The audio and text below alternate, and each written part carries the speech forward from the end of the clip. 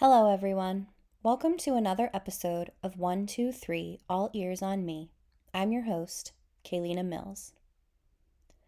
I originally had planned a different podcast episode today, a silly and celebratory one. However, after the devastating events in Lewiston last week, that episode no longer felt relevant to me, to us at MaineAEYC, or to the ECE field in Maine as a whole. As a result, today's episode is an open dialogue amongst MaineAEYC staff, reflecting on how we talk to children about tragedy and how we're feeling right now. This conversation is imperfect and incomplete. It's not meant to be a final or definitive conversation, but rather an authentic conversation where ECE professionals openly share our feelings, our strategies, and our knowledge about talking to children about violence and tragedy. We are processing this event in real time with all of you, and this conversation is just a snapshot of our current reflections. If this is not a conversation that you feel like you can listen to right now, we completely understand. Take care of yourself. Come back to this episode in the future if you're ready, or simply skip it and join us for future episodes. It's a heavy conversation, and we encourage you to do what's best for you and your mental health. You can also look in the show notes for alternative resources if you would find that helpful. Our hearts continue to go out to the Lewiston community and all of those affected. We are grieving right alongside you and are here to support you in any way that we can. When we come back, I will have a few updates about federal and local legislation, and then we'll get into our conversation. Did you know that we secured $60 million in funds this past spring for childcare in Maine? This historic investment is improving the system for providers, educators, and families alike, attempting to make childcare more affordable and accessible, and increasing wages for early childhood educators. But we didn't accomplish this tremendous goal easily. It took a huge coalition of people to advocate for effective policy and change. And if you're ready to join efforts like this and be an advocate for early childhood education on a state and federal level, then you should apply for MaineAEYC's LEAP program. LEAP stands for Leadership in Early Childhood Advocacy and Policy. This is a year-long cohort program for educators, parents, and community members across the state of Maine to learn best practices and strategies in speaking about the most pressing, critical early childhood issues. The program includes opportunities to participate in activities and trainings, speak with administrators and elected officials, and organize with other educators, parents, and community members. If you're interested in becoming a better advocate and joining a coalition of ECE changemakers, you can find more information and the 2024 cohort application at MaineAEYC.org/LEAP. That's MaineAEYC.org/LEAP.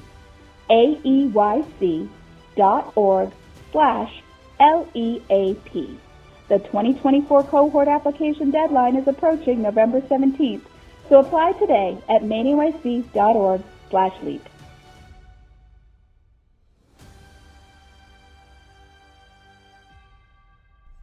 Before we begin our conversation today, I have a few updates for the field about some federal policy as well as some local events. The first announcement that I have is that on Monday, October 30th, the Biden administration announced its domestic supplemental budget request to Congress.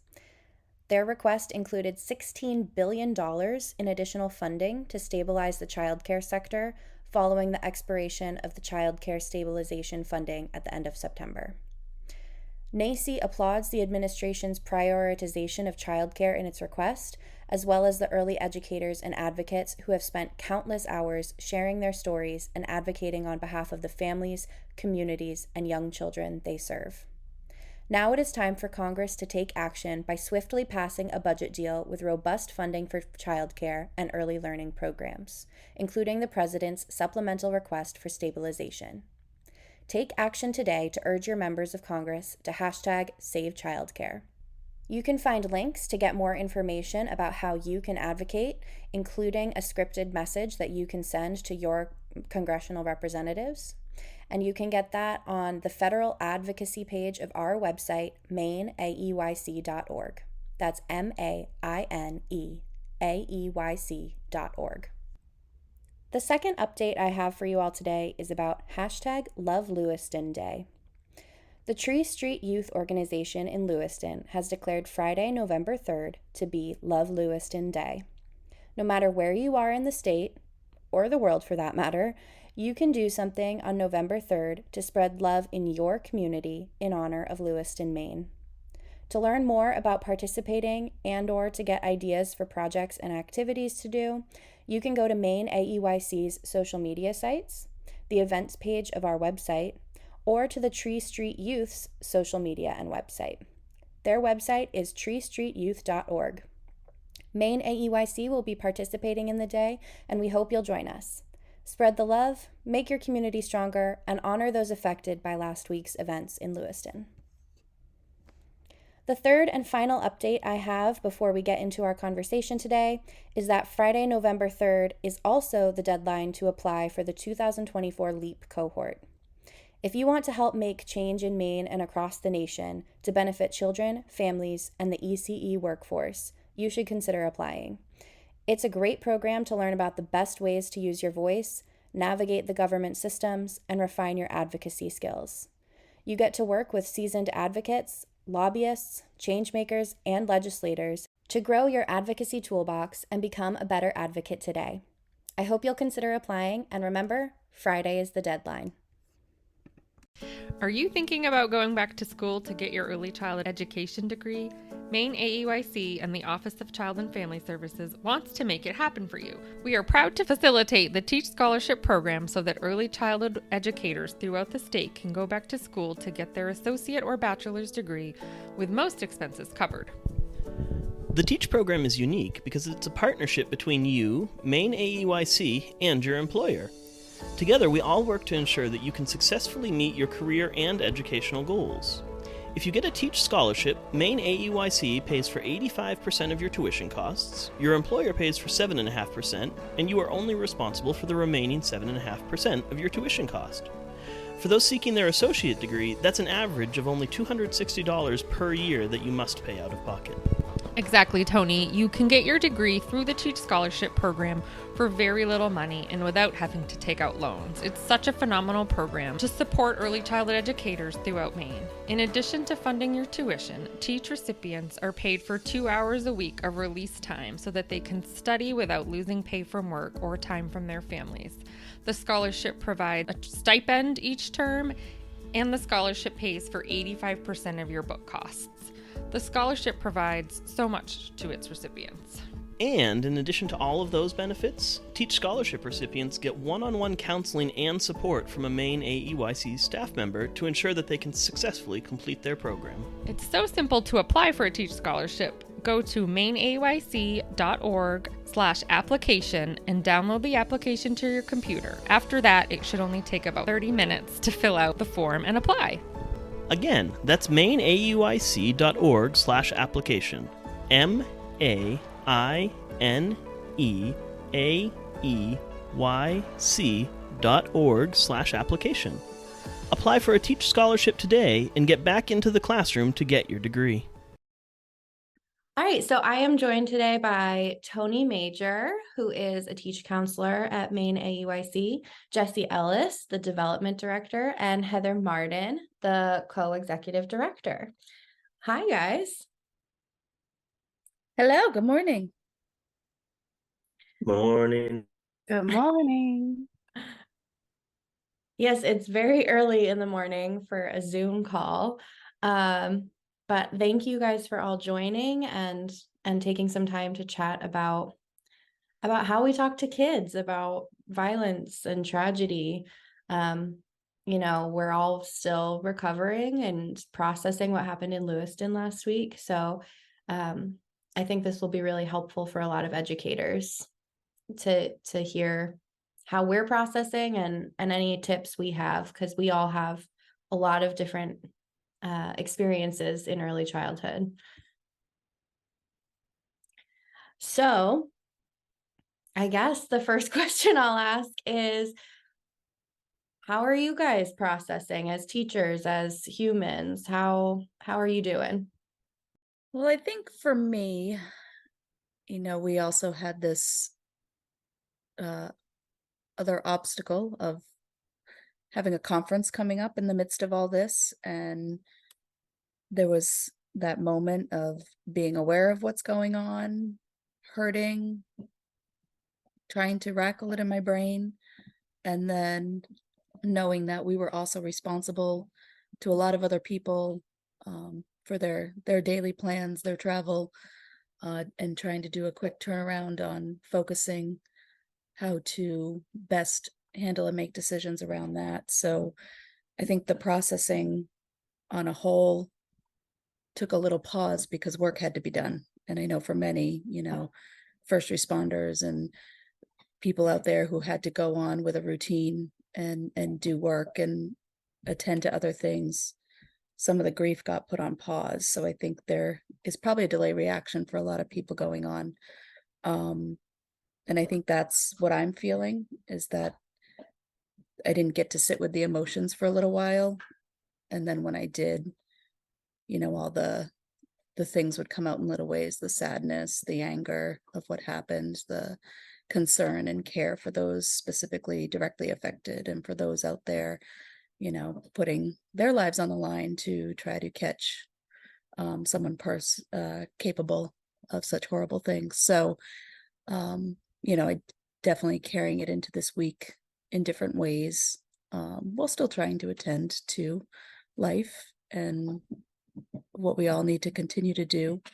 But I think on the other end, trying to balance that, we all need to find those things that offset the hurt and grief and anger as well. So trying to find little ways to fill my bucket each day. I think for me, one of the pieces that really has resonated is the sense of community. Lewiston is a large town in Maine. It's a small city. But you are seeing, at least I'm seeing, outreach and love come from the farthest reaches of our state and other states around us. And that has been such a point of hope for me in all of this. And it's one of the things, we shared a quote from Fred Rogers about looking for the helpers. And that's usually what I talk to kids about, is when something is going wrong, look for people who want to help. And they're out there all the time. So that's really what I'm holding on to, because as Heather said, we had to compartmentalize all of our own personal pieces. I lost a friend in that mass shooting, and I didn't know. I was worried, but I didn't know. And so having to put all of that down until business got handled, and working through that sort of piece by piece after the fact has been a challenge, but it's a slow process, and you've got to give yourself time. So it's a lot of grace that comes with grieving. Yeah, I think that's a lot of like what Jesse said is, and where Maine is kind of special to all of us, is that sense of community, which is, I also think, what makes this harder, because we've always had this sense of, well, Maine is special, that these sort of things don't happen here because we're such a community. So then having it happen kind of shatters that. But then, like Jesse says, it's hopeful to see it wasn't shattered.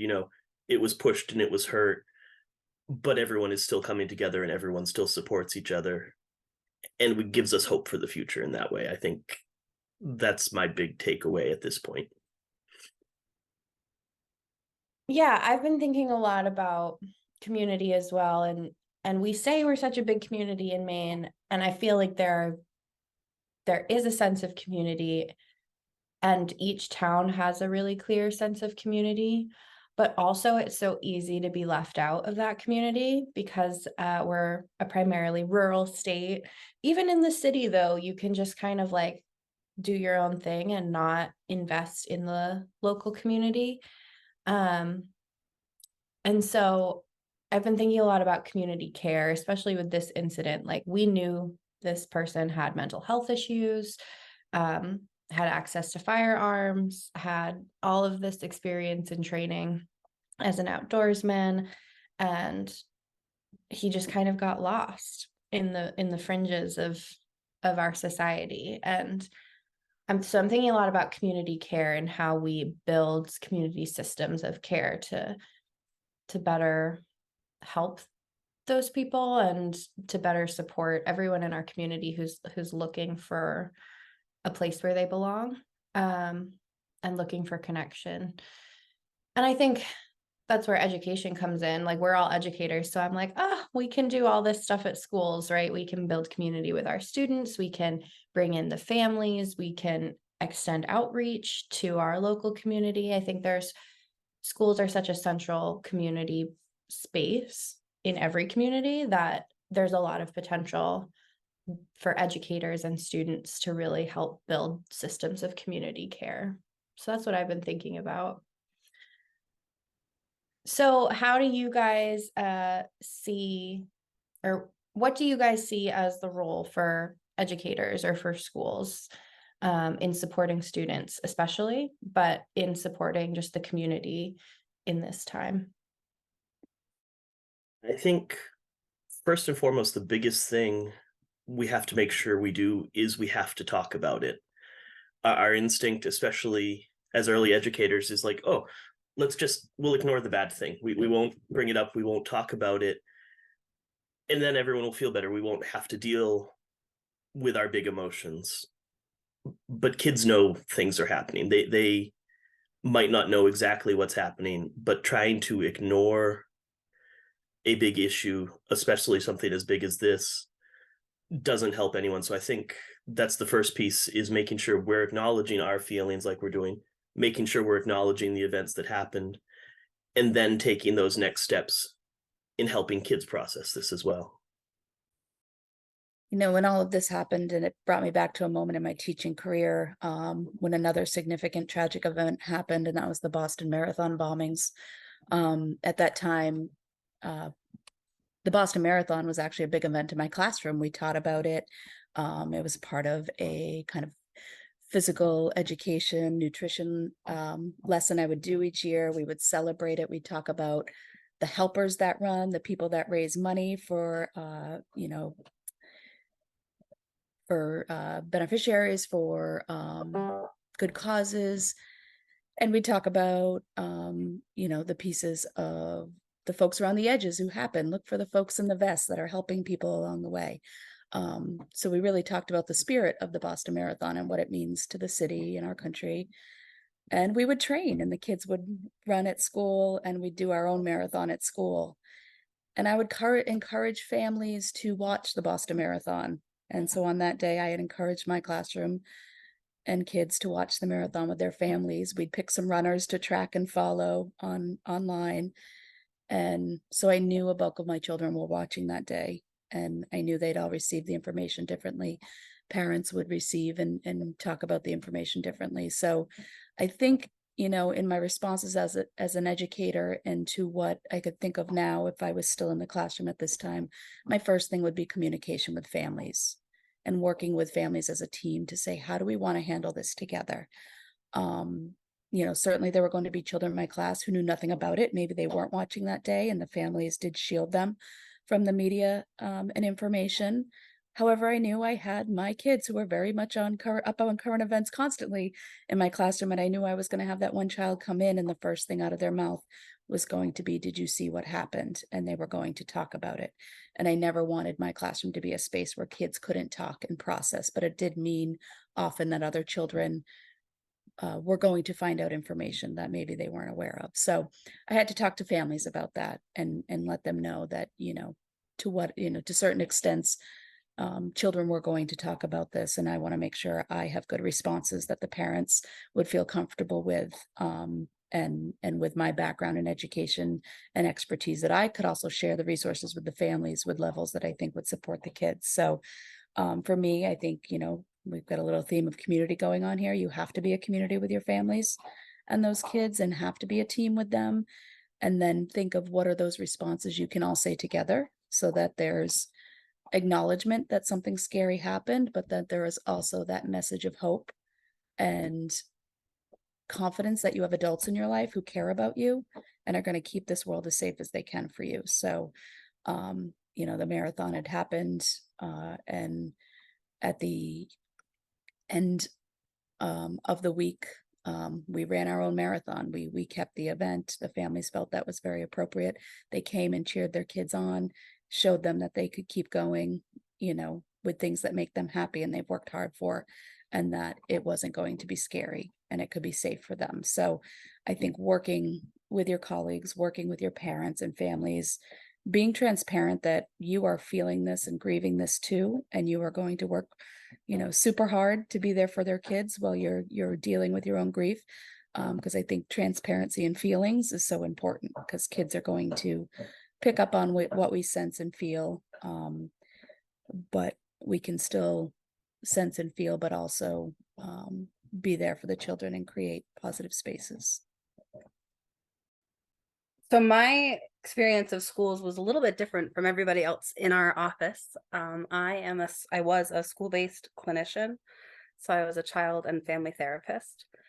But I spent a lot of my time in school pulling kids from classes and sort of processing big feelings on a day-to-day basis. That was my whole job. And so when things would come up, a community member would die and the whole school was impacted, we talk about how we rally for each other. And the piece that I found was really sort of vital was consistent messaging. So everybody was using the same language. The school got together and talked about, how do we talk about this in a way that is respectful of the people who are hurting and is mindful of what they're going through while still showing support and being, a place for hope and light. And that I find is sort of, it's the piece that seems to be missing from a lot of these big moments of hurting, is finding ways to have the same consistent language. And so schools are such a vital piece of that, because they can provide that for families. So they can create and talk about, how do we support and how do we go about this conversation with respect and dignity for the families that are going through it, and creating a consistent and thorough vocabulary for kids to talk about it. Because they often will just, kids say stupid things sometimes, and they don't know what they're saying because they don't understand that this might hurt somebody's feelings. And so giving kids a space to make the mistakes and to talk about it in a helpful way, and giving them the vocabulary, I think, is a really key piece of how schools help in these moments as being a point of community. Yes, I love that point out of kids make mistakes, because I think in our own grief as adults, we also make mistakes, and that empathy and care right now, and how people's reactions and feelings can sometimes respond to crisis, are all different. And you might have a child in your class who might be silly about it, right? And that might be the way they best process to protect their own, do their own self-preservation. And that we have to have grace around that there is a way to maybe guide some appropriateness if it's affecting other people, but at the same time, not to put blame on how someone processes their own grief, because we all have to go through this the way we do. So I really appreciate that point about, kids make mistakes. As adults, we're going to make mistakes too in our feelings and how we outwardly show those feelings sometimes. I think especially because one of the pieces that I saw so often particularly in family therapy, when I was working with parents and kids who, so if they lost somebody, the pet died, if they had to move, big transitions were always a huge talking point during family therapy sessions. And we would talk often about how love languages come into it. And so making sure that A, everybody knew their own, and B, everybody knew everybody else's, was really important in terms of finding that commonality, that common language of, okay, so for mom to feel better, it would be helpful if I would help around the house. But for dad to feel better, he really needs me to tell him that I love him and that things are going to be okay, because words of affirmation is his number one. And so finding that common language, I think, creates a space that's safe and that gives everybody a sense of like, we are part of this team. And that, I think, is where, yeah, I think that's where that language piece really comes in. And I think too, we have to remember, and you both touched on it some, we're helping kids process, we're helping families in our community process. We have to give ourselves the grace of remembering we're all still processing as well. You know, if how somebody is processing their grief is setting our grief or setting us to a point where we can't process how we need to allow ourselves the grace of, you know, I need you to step in and help this student so that I can step off and have my moment. I need to take the time for me as well. We need to allow ourselves that grace, because we can't help our students and our families if we're not helping ourselves. And that's something I did a lot in the classroom with my students and also with families in communication, is just model how to process feelings. You know, I would say, I'm feeling this way, because XYZ, right? And I would do that in all kinds of circumstances. And I find that it's really, really important in moments of grief, because it shows students that it's okay to have big feelings, which a lot of the time in our society, it's not treated as okay to have big feelings. And so I think modeling that for students and families is really important, and modeling vulnerability and authenticity. And I think it brings people closer together as well. So it helps build that community and that feeling of safety and belonging in that space. But I just want to say that I really personally appreciate you guys talking about communication with families and consistent messaging, because I'm a young person and I was in elementary school when 9/11 happened. And my parents hid it from me. Like, I did not see any of the media, and they felt that was the best choice. My dad's an early childhood educator. And just looking back on that, I don't feel like that was the correct choice, because I heard all kinds of pieces. Like Heather's saying, there are kids who know things, right? And I heard all kinds of pieces out on the playground and in the social interactions, and I didn't really know what was going on. And you're getting misinformation from other kids, right? And so I think kind of acknowledging that we're not going to tell your kids everything. Like, we don't want to share every detail. We're not going to show footage of things in the classroom, but we need to acknowledge this, and having that conversation with parents is something that I think is important, and being like, this is not something we can ignore, and actually it could very negatively impact your child to ignore it, because they're going to get drips and drabs of misinformation from other students, and that's going to freak them out more than just having an open dialogue about it with a trusted adult, right? So that's something I was just reflecting on as you guys are talking, is the importance of kind of holding firm on the need to talk about it.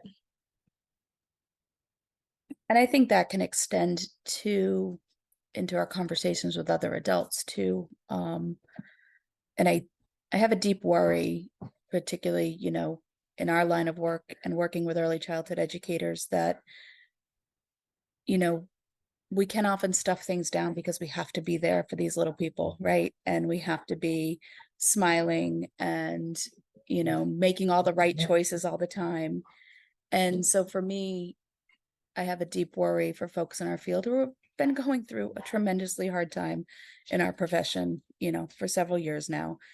And I think about the weight of every decision when you're grieving and processing.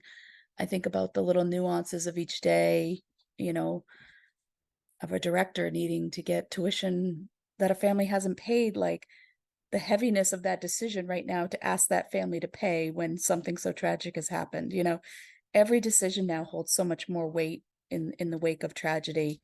And you second guess yourself, the decision of, a child's having a behavioral issue in the class, how you now set your boundaries and work through that can feel a little different than what you would have done, even just 5 days ago. And it changes you forever, but I think it changes your scope on each decision you make. So I just have a deep worry of this practice that, we all engage in around early childhood education, the overwhelming amount of empathy that people who work in this profession hold. And, anyone who knows, when you are an empath and you are absorbing all that energy all day around you, it gets tiring, it gets exhausting, and you don't always take care of yourself. And I think that's the thing about early childhood professionals. Everyone else comes first and you come last often. So, I think I just want the field to know we're worrying about you. And we would hope if there was resources and needs that we could support with, even if it's just a phone call, and just say, I need someone who understands the weight of my work I do every day to talk to about this, that we are here as an organization to support you. We definitely hold heavy for those programs, particularly in the Lewiston and greater Lewiston area, that is, are going to have relationships with the ones most infected, who are going to be directly affected. There was a childcare program right on the road of one of the scenes where one of the incidences happened, and we know, what does that mean to go back and just hold all these heavy stories and relationships in the moment. So,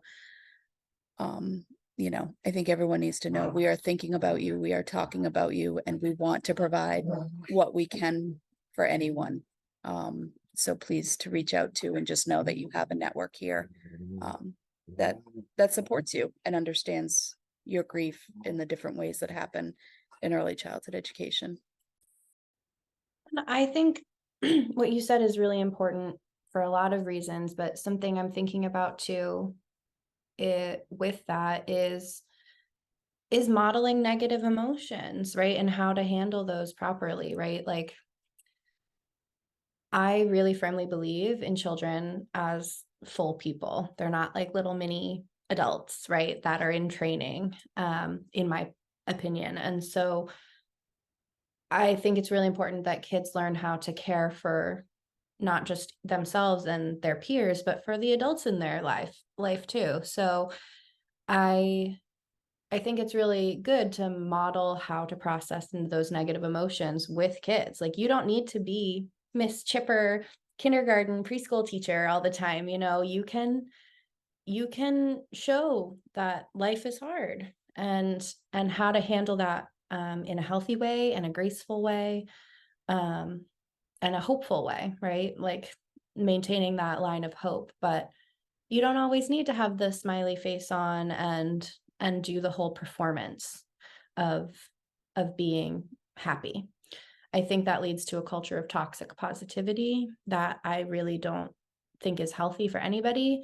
And I just really want to encourage people to be able to share their emotions in an age appropriate way with their students. I think that's valuable for students to see, that adults also feel things deeply, and that they can contribute to their community by taking care of everyone in it, including the adults, just like the adults help take care of them. It's all reciprocal. So I think that's really important as well. Like, you don't have to fake it right now. You can go into your classroom and be yourself and be authentic and vulnerable with your families and your students.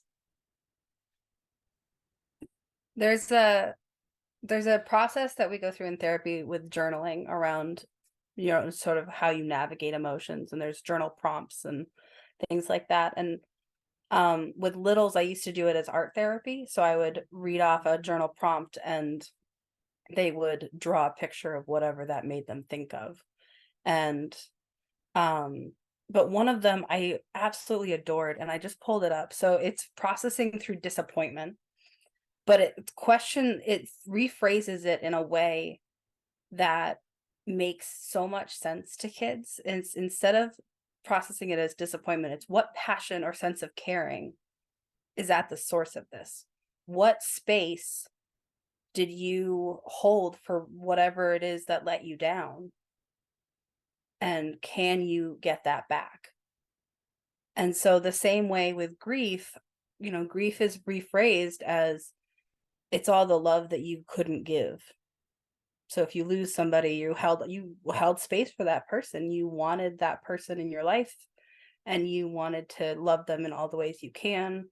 And when that got cut short, grief is just compounding all the love you wanted to give that person for the rest of your life into a very short amount of time. And so one of the things that I find is really helpful is to have kids process, particularly through art in our early childhood phase of handwriting and developmentally appropriate practices, with being able to draw a picture of the person and then all the pieces about them that you love, and giving them that space to create and leading by example. So like having the teacher talk about somebody that they loved and give an example and be that model for those kids in a way that processes these big hard feelings in healthy and supportive ways, rather than really just focusing on the negative, but finding ways to make a positive from that. I have to say, I'm thankful for our team, because I know, Thursday morning we were up early messaging, thinking about, one, how we all first work and communicate together through that day. Again, knowing we'd have to make decisions about the conference and knowing we'd have to take care of ourselves and each other. And I appreciate that we were able to, be open and honest about, first, our safety that day, and, second, that we were going to have to make hard decisions, that we were going to have to ask each other to be present at certain moments on the drop of a dime to make hard decisions, and also, help with this communication we had to do out. So I was, very impressed with how our team worked through that during a difficult time. And I think it was a test for our own internal workings and relationships with each other, and showed us a lot about our team as well, which was really positive and powerful in that moment. So I want to acknowledge that. And I know Morgan couldn't be with us today, but the leadership she also held through that, knowing that, she was the one doing a bulk of the communication at that point, with venues and folks trying to fly in. And so it was, just a powerful, positive moment to be involved in the wake of a severe tragedy that was happening as well. And I'm hoping that anyone who experienced some positive, powerful moments, whether it's in your relationships or some kindness that was shown, that you acknowledge that with those people too, because that's part of processing this grief, is lifting each other up, and realizing that. And one of my fears was, that when this person got caught, that we'd move on, right?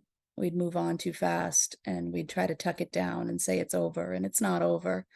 It's certainly not over for those most affected, and it's not over for us for a long time. And something we'll always hold now in our history of Maine. This will be part of us and our culture and our stories, and will be impacted by this forever. And so I think, I would hope that people, share something positive with a colleague, and let them know, how they affect them in positive ways. Because I think that is, a gift we can give each other if we can't donate, if we can't, if we don't know anyone immediately affected, that, we can reach out to and do that. But that, there are small ways to spread that positivity and kindness. And I know today, Lewiston, the state of Lewiston, declared today as an act of kindness day. I know by the time you hear this podcast, this will be over, but I think Act of Kindness Day can be every day. And so, just think about what you can do to just put that smile on someone's face, let them know they matter. Because mattering is, as Kaylina mentioned before, when folks get on the outskirts of their communities, mattering is that thing that they don't feel. So if we make sure people feel they matter every day, then we're doing our part to help heal these type of moments. So, Jesse, I'm curious about the worksheet you were talking about, the disappointment worksheet journaling exercise. And you gave the example of like using art to process losing a loved one, right? Or something that you loved, which I love that idea. And I'm curious if any of you, not just Jesse, if Tony or Heather also have ideas about how we can kind of take that exercise and idea and extrapolate it to community grief, because a lot of kids probably don't know someone that was affected, right? Across the state, most kids aren't going to know someone that was involved in this, but they still might be feeling fear and feeling that community grief. So like, how do we process community violence in a similar way? Because I love the examples you gave, Jesse. And so like, how do we take that and make it bigger? Any ideas? So one of the things that happened after 9/11 was a lot of schools sent notes to the helpers. They sent thank you notes and, we're thinking of yous to the people who were responding, because they didn't know the people who were affected. And they couldn't know the people who were affected. That was, it was too far away from us in Maine. It was too far away from us in Colorado, wherever you were. If you weren't really close to New York, you didn't know those people. But you don't need to know the first responders in order to thank them. You don't need to know the people who helped out with putting new, safer legislation in and making new rules for our country that meant we would be safer. And so that was a huge outreach that happened throughout the country, where schools and kids were writing thank you notes to all of the first responders. And then one of the other pieces that you can do in a smaller community, so like in our state of Maine, is you can still write thank you notes to the first responders. You can send them to the fire station or whoever else, the police department in Lewiston or the state of Maine sheriff's department, whatever's closest to you. But also finding ways to appreciate your community and opening up about how your community is special. So one of the things we did in Girl Scouts after the event in Lewiston, so we just had our first back to Girl Scouts event yesterday. And one of the things we did is we talked about what makes our troop and our town special, so that they can find those pieces of what they want to hold dear about who they, their community is, how our state is special, how our town is special, how our troop is special. And then one of the other pieces that we would do in therapy is we would make, it's an activity called Warm Fuzzies. And you have a gingerbread cutout of a human being on a piece of paper, and you write your name in the head. And then you write nothing about yourself on your paper, but you think about all the things that you think about yourself. And then in your classroom, you can pass those papers around, and everyone writes something nice about the person on the outside of the shape. Something warm and fuzzy. and it goes all the way around until it gets back to you. Once you've got your paper with your name on it, you can have them fold the outside words under so they can't see them and write reflections of themselves. Or you can open those flaps up and let how the other people see them influence the way that they see themselves. And I really like watching how that shifts, because so often we are most critical of ourselves, and people outside of us don't view us that way. So that is a great activity to build a sense of community in your classroom.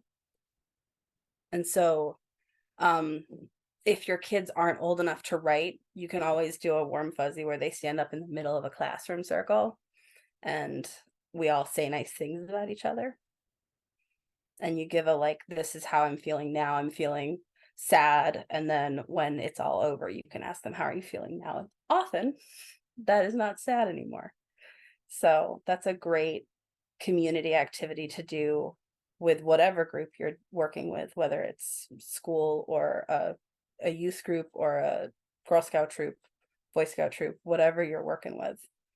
But it's a great activity. I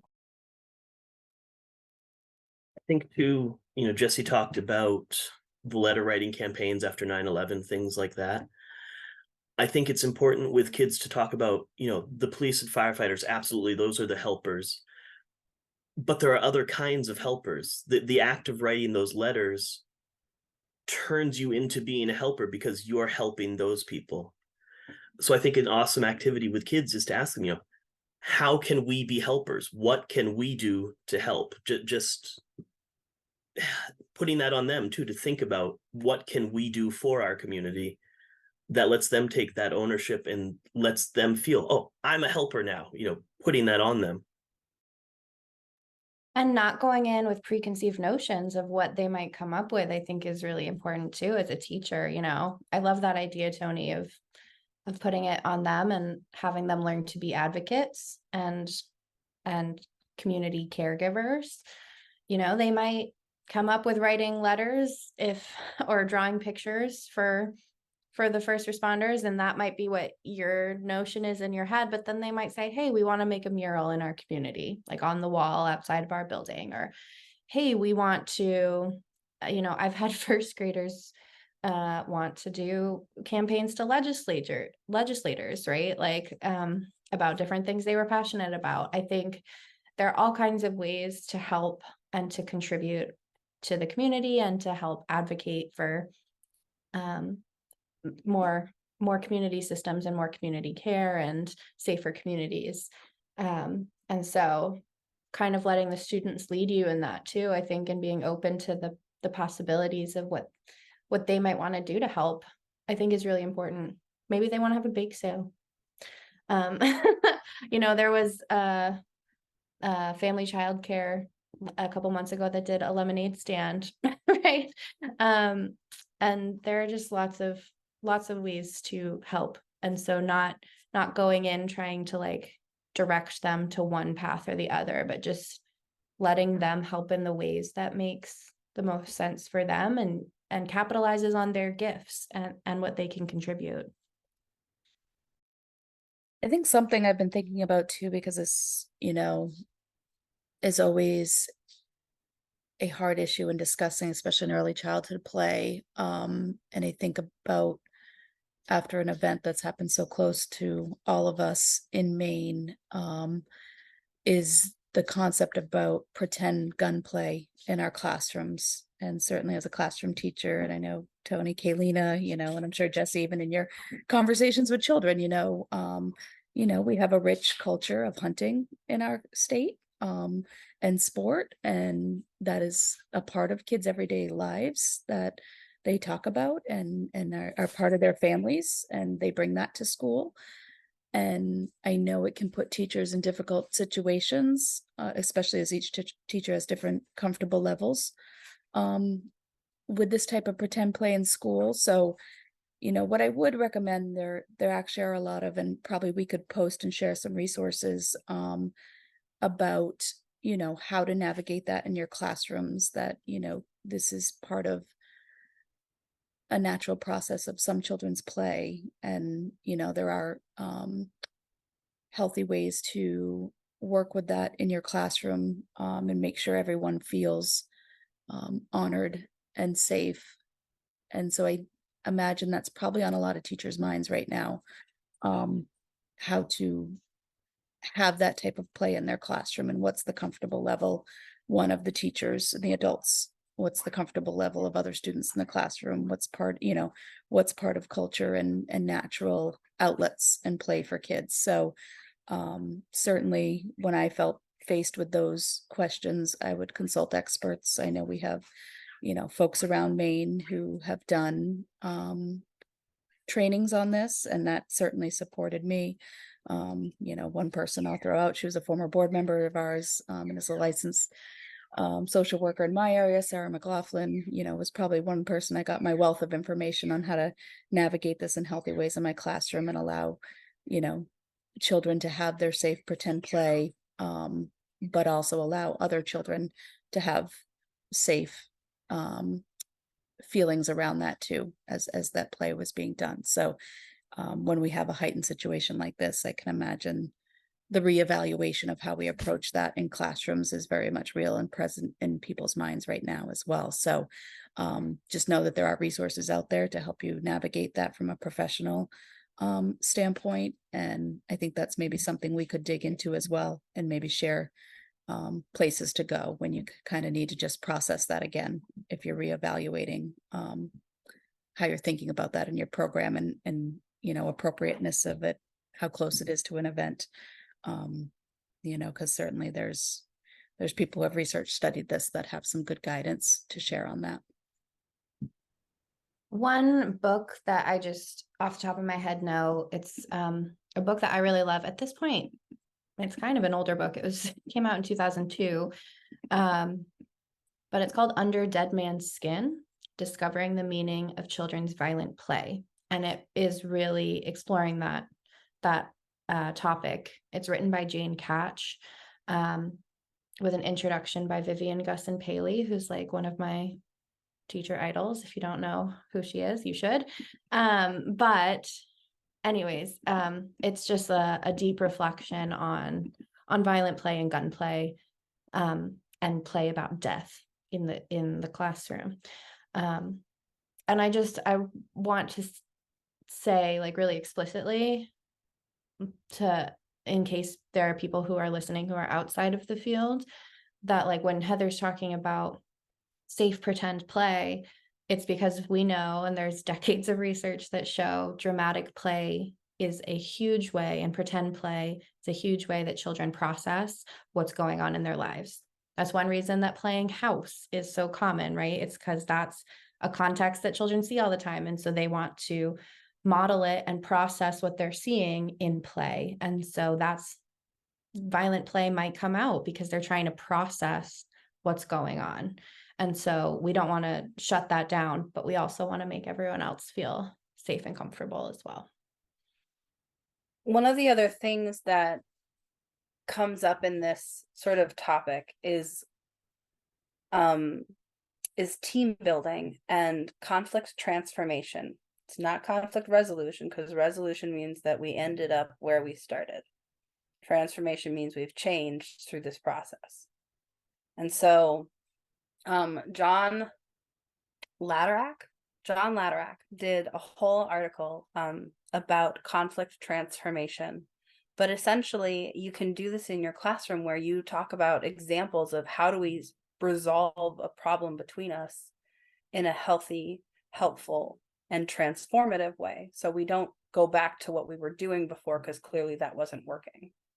And so there's a lot of, you can Google team building for classrooms, and there's 12 million options of activities to do. My personal favorite is stacking cups.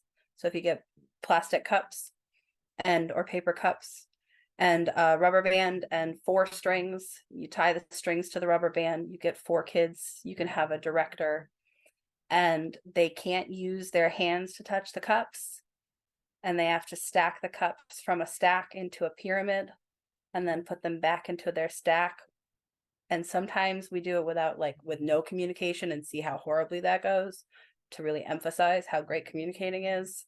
And then, but talking about the transformation part with what went wrong, where are our gaps in communication, and how do we demonstrate solving problems in a healthy way? Because part of why we experienced the incident in Lewiston is because problems weren't being solved in a healthy way for one individual.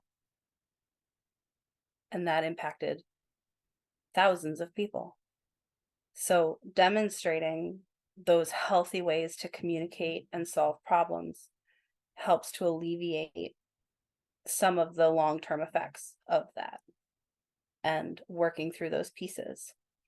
And so one of the things, so I had a lot of families reach out to me, which was not supposed to happen because they were former clients, but they were like, what the heck do we do?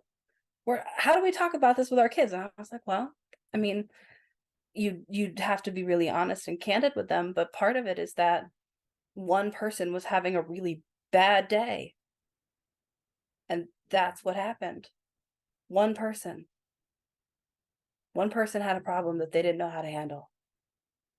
And so can we demonstrate better problem solving so that we have less people who have a really bad day that impacts thousands of people? And that really gets to the root of what kids are seeing, because what they're seeing is one person had a really bad day and lots of people were impacted. And so when you demonstrate and when you teach conflict transformation in your classrooms and at home and with your friends, it helps to negate some of those numbers. It helps to lessen the likelihood that those numbers are going to increase. All right. Well, thank you guys for coming and chatting.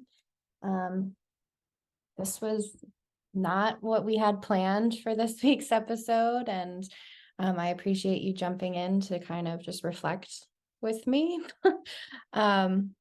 So thank you so much, and hopefully I'll have you on again in the future in a less, tense moment.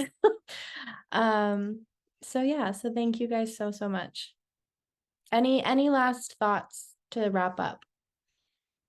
I think the big takeaway and the big thing we've all kind of talked about is the first key step is being honest and true about what we're feeling, about what's happening, and just making sure that, yes, we're there, but that everything is there. Here's what I'm feeling, here's what happened. Not trying, we've all said, not trying to put on the brave face, not trying to pretend things are okay when they're not. So I think that's the big takeaway, is be honest and true to yourself, to others. Absolutely, Tony. Thank you. And I think, I would hope again that people reach out if there's ways that we can support through our networks and relationships. Would certainly want to know where we can fill a void or resource or a source of help.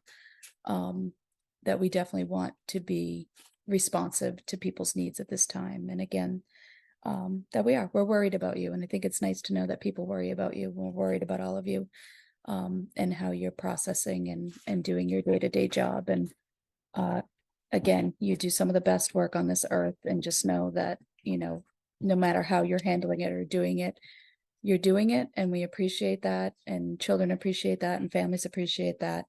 And you're thought of constantly, and you're valuable. So hopefully you can hold that, in your hearts from all of us. Yeah, we are here. If there are resources or supports that you're looking for, that we can help create or give you, we are here to help with that. One thing we have already done is we compiled a list of resources, articles, videos, books to talk about violence and community tragedy with children. We sent it out in our e-news last Friday, but It is now on our website as well. So if you go to MaineAEYC.org and you go to the programs and projects tab, and then under that, click for ECE professionals. But it's a great list for parents and families as well, anyone who works with children, really, not just for educators. So it's a huge list of resources that we have already compiled, but we would love to add to that and be useful to you as much as we can. Like Heather said, maybe we'll put some things out about gunplay next. That's a new idea that came up in this conversation. So thank you, Heather, and please let us know how we can be useful to you, because we want to be useful. All right. Thank you so much. Thank you. Take care, everyone. Thank you all for listening to this unique episode of 123 All Ears on Me. The resources mentioned in this episode can be found at MaineAEYC.org. That's MaineAEYC.org. They can also be found in the show notes. This podcast is a production of the Maine Association for the Education of Young Children, aka MaineAEYC. It is hosted, produced, recorded, and edited by me, Kaylina Mills. We'll be back in 2 weeks with another episode. Until next time.